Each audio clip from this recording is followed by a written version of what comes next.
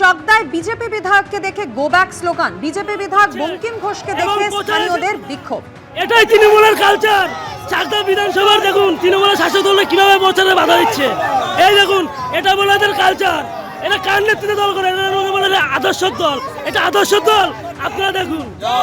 ভারত মাতা কি জয়, ভারত মাতা কি জয়, শ্রীরাম জয় শ্রীরাম, জয় শ্রীরাম জয় শ্রীরাম, জয় শ্রীরাম জয় শ্রীরাম, জয় শ্রীরাম। কর্মসূচিতে বেরিয়েছিলেন চাকদার বিজেপি বিধায়ক বঙ্কিম ঘোষ, আর তাকে দেখে স্থানীয় বাসিন্দা তারা বিক্ষোভ দেখান, গো ব্যাক স্লোগান দেওয়া হয় বিজেপি বিধায়ককে কেন্দ্র করে। কর্মসূচিতে গিয়ে তৃণমূলের বিরুদ্ধে বাধা দেওয়ার অভিযোগ করা হয়েছে বিজেপির পক্ষ থেকে। যদিও বিক্ষোভ দেখিয়েছেন স্থানীয়রাই, এর সঙ্গে দলের কোনো যোগ নেই, পাল্টা দাবি করা হয়েছে শাসক শিবিরের পক্ষ থেকে। 15 বছর এত উন্নয়ন করেছে, কাজ করতে ইচ্ছে কেন বলুন।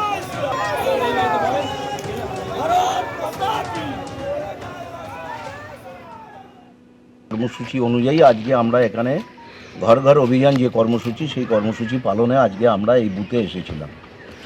আমরা সকাল থেকেই প্রচার করছি, কোনো অসুবিধা নেই। হঠাৎ করে 3-4 জন ছেলে আমাদের সামনে এসে, প্রথমে একটা ছেলে এসে বললো আমরা একটা রাস্তা করছি, দেখতে যেতে হবে। আমরা বললাম ঠিক আছে, ভালো রাস্তা হচ্ছে, আমরা দেখতে যাব। তারপরে আমরা ওদিকে যাইনি, আমরা এদিকে ঘুরে ওই দিকটা যাব ঠিক করেছিলাম। হঠাৎ করে 4-5 জন এসে আমাকে বলছে যে আপনি এখানে প্রচারে ঢুকেছেন। আমরা কেন প্রচারে ঢুকবো না? গণতান্ত্রিক অধিকার, গণতান্ত্রিক রাষ্ট্রে বাস করি, গণতান্ত্রিক রাজ্য, প্রত্যেক রাজনৈতিক দলের অধিকার আছে প্রচার করার, কেন প্রচার করবো না? বললো আপনি কোনো উন্নয়ন করেননি। আইলাম আমি উন্নয়ন করিনি সেটা আপনি তৃণমূল, আপনাকে আমি জবাব দেবো না, জবাব দেবো সাধারণ মানুষকে। সাধারণ মানুষ আমাকে প্রশ্ন করুক, আমি জবাব দেবো।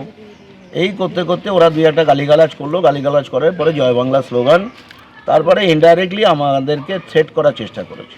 ওখানে একটা গণবিক্ষোভ হয়েছিল। ভারতীয় জনতা পার্টির নেতৃত্বরা যেখানে যাচ্ছেন সেখানে গণবিক্ষোভ হচ্ছে। যিনি আমাদের এখানকার এমএলএ আছেন, তিনি সারা বছর 5টা বছর এখানে দেখা দেননি, কোনো উন্নয়নের কাজ করেননি। সাধারণ মানুষ তার উপর ক্ষিপ্ত। তার উপরে আপনি জানেন যে চাকদা উদ্বাস্তু মানুষের বাস, শরণার্থীদের বাস, যারা ওপার বাংলা থেকে এসেছিল, তাদেরকে কখনো লজিক্যাল ডিসক্রিপেন্সির নামে, কখনো নন ম্যাপিংয়ের নামে তাদেরকে হিয়ারিংয়ে ডাকা হয়েছে। তারা এই রোদের মধ্যে এখানে দাঁড়িয়ে, বিভিন্ন মানুষ অসুস্থ হয়েছে, মারা গেছে। তো এইরকম একটা অবস্থার মধ্যে উনি এসছেন এখন ওনার ভোট প্রচার করতে।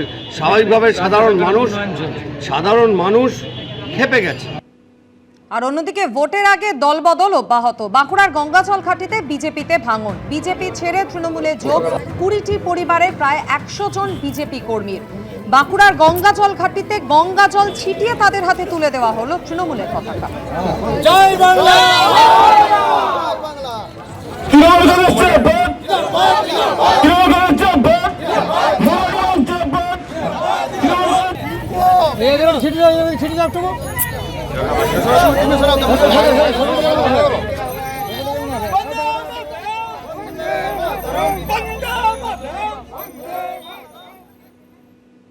সামনে বিজেপি নেতার বাড়ি, তাই তুলে নেওয়া হলো রাস্তার ঢালাই করা অংশ। পূর্ব বর্ধমানের কেতুগ্রামে পথশ্রী প্রকল্পকে কেন্দ্র করে এবার আমরা ওড়ার অভিযোগ। কেতুগ্রামের কাঁকুরহাটির গলিপাড়ায় শুরু হয় রাস্তা ঢালাইয়ের কাজ। দেখতেই পাচ্ছেন 230 ফুট রাস্তা নির্মাণের কাজ প্রায় শেষ হয়ে গিয়েছিল।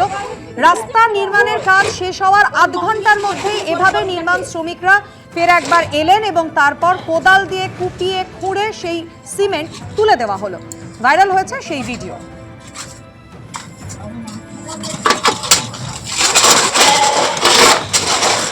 তৈরি করা হয়ে গিয়েছিল রাস্তা, কাজ প্রায় শেষ। হঠাৎই আধ ঘন্টার মধ্যে নির্মাণ শ্রমিকরা ফের সেই জায়গায় এলেন এবং তারপর রাস্তা শুকোয়নি সেই রকম অবস্থাতেই সিমেন্ট একেবারে কোদাল দিয়ে কুপিয়ে তুলে নেওয়া হলো।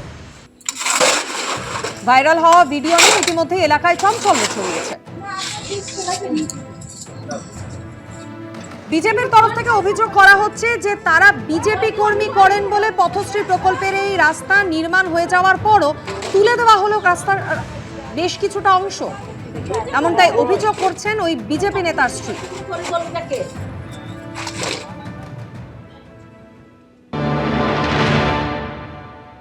সেদিন মেপে গেল, বিকেলবেলা একদিন এসে কন্ট্রাক্টর ওই অশোক ঘোষের বাড়ি পর্যন্ত মেপে গিয়েছিল। ওর বাড়ি থেকে বেনুকর ঘোষের বাড়ি পর্যন্ত রাস্তাটা হওয়ার কথা ছিল। দিয়ে তারপর যেদিন রাস্তাটা হলো, এইখানে 2 গাড়ি মশলা ঢাললো আমাদের এই দূরে।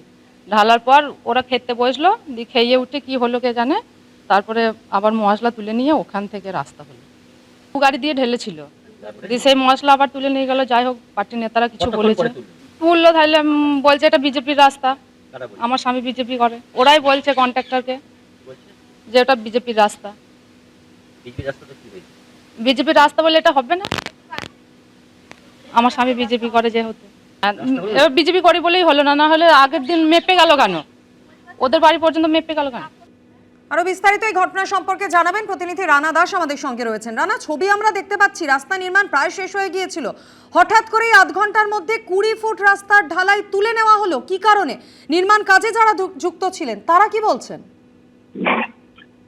একেবারেই দেখো, এই কাজ কিন্তু পথশ্রী প্রকল্পে হচ্ছিল এবং রাস্তার কাজ একেবারে সম্পূর্ণ শেষ হয়ে গিয়েছিল, কিন্তু যে ঢালাই কাঁচা রাস্তা ছিল, দেখা যায় যে আধ ঘন্টা পরেই সেই কাঁচা রাস্তা থেকে ঢালাই তুলে নেওয়া হচ্ছে এবং বিজেপির তরফ থেকে অভিযোগ করা হচ্ছে যে সেখানে তাদের একজন বিজেপি নেতার বাড়ি রয়েছে, সেই কারণেই সেই রাস্তা থেকে যে পাথর, ইট, বালি, পাথর রয়েছে সেইগুলো তুলে নেওয়া হয়েছে এবং সিসিটিভি ফুটেজে সেটাই দেখা যাচ্ছে।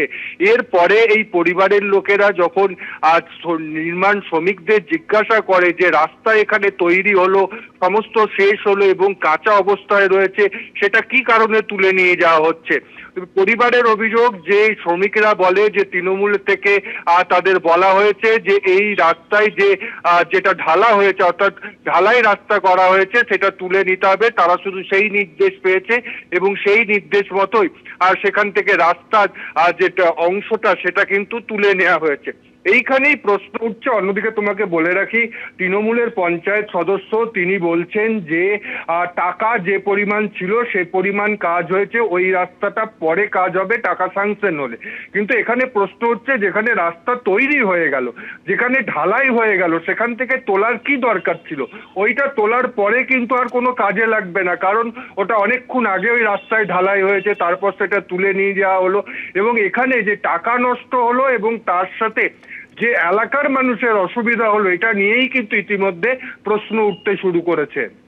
ধন্যবাদ রানা। বিজেপির তরফ থেকে অভিযোগ করা হচ্ছে যে তারা বিজেপি করেন বলে এইভাবে নির্মাণ কাজ শেষ হয়ে যাওয়ার পরও 20 ফুট রাস্তার ঢালাইয়ের অংশ এভাবে তুলে নেওয়া হলো। অভিযোগ করা হচ্ছে তৃণমূলের বিরুদ্ধে, যদিও পাল্টা তৃণমূলের পক্ষ থেকে বলা হচ্ছে রাস্তা নির্মাণের বরাদ্দ টাকা শেষ, তাই ঢালাইয়ের একাংশ তুলে নেওয়া হয়।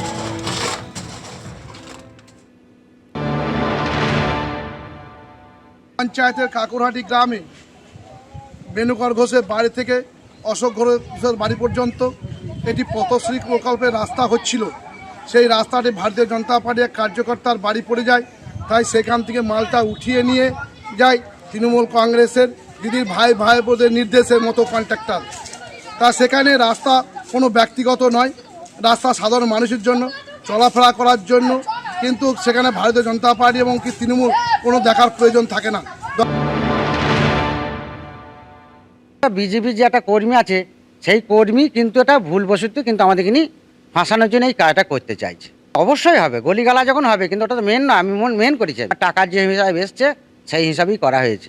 এবার কথা হয়েছে আধ ঘন্টা পর, কারণ হয়েছে ওই যারা ঢালাই করছিল মানে রাস্তাটা, ওই মানে কন্ট্রাক্টর বলতে কি কন্ট্রাক্টর ছিল না, মানে এমনি যারা কাজ করে ওনারাই ভুলবশত ঢালাইটা করিয়ে ফেলেছিল। দিয়ে তখন বলছে তাহলে এই মাথা, আমরা যখন যাই মুড়ি খেতে এসেছিলাম, দিয়ে যাই তখন বলছে তাহলে এই মাথায় বাকি থাকবে। ওই কারণে বললাম ওই মাথাটা এখন পরে থাক, ওই মাথায় এখনও মোটামুটি 50 ফুট দুটো গলি আছে, কিন্তু একটা রাস্তার জন্য কিন্তু আমরা দেখা দিচ্ছে এই মাথা তো বাকি থাকবে, ওই মাথা তো বাকি থাকবে। তার কারণ হচ্ছে পরে যখন গলি ঢালাই হবে তখন ওই দুটো গলিকেই মেকআপ দেওয়া হবে, আর আমাদের জলটা যাতে ড্যাম না হয় ওই কারণে বেনুকর ঘোষে। এবিপি আনন্দ, এগিয়ে থাকে, এগিয়ে রাখে।